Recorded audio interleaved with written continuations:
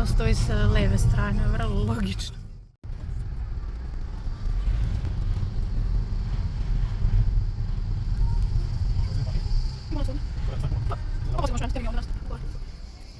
Evo me na ulazu u plažu Karidi. Inače ovdje ranije nije bilo izbetonirano, to je od ove godine i iza mene je beach bar, ali kao što na snimku vidite ovdje je no public toalet, ipak samo za goste hotela, tako da i dalje snalazite se kako znate i umete. Sad ćete vidjeti kako izgleda ostatak. Idemo!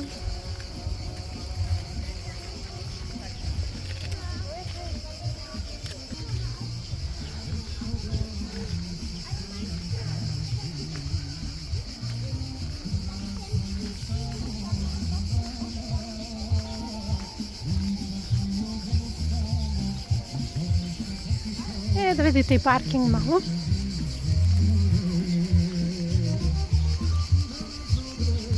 Sad će auto da prođe.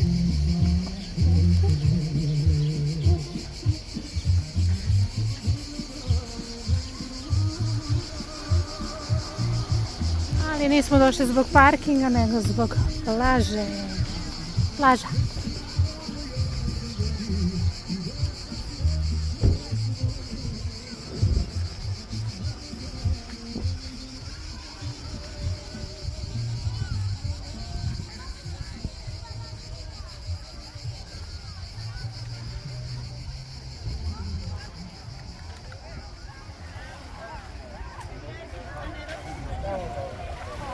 Ojci, da širokči.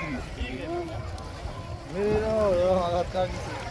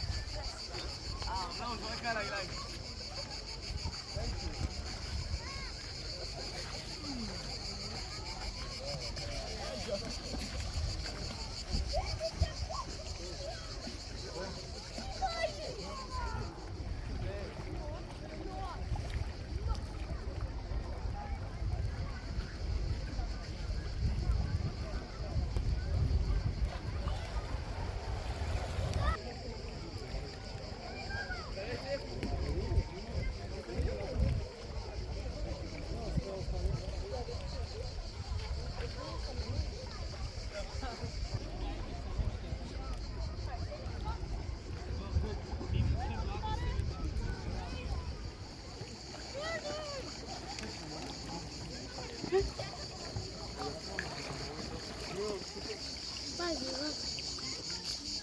uvredi nemoj.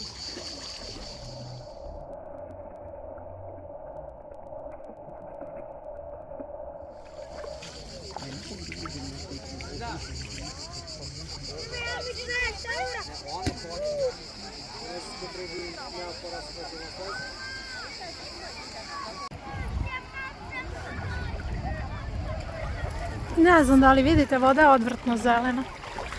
Vjerovatno zato što nema public toalet.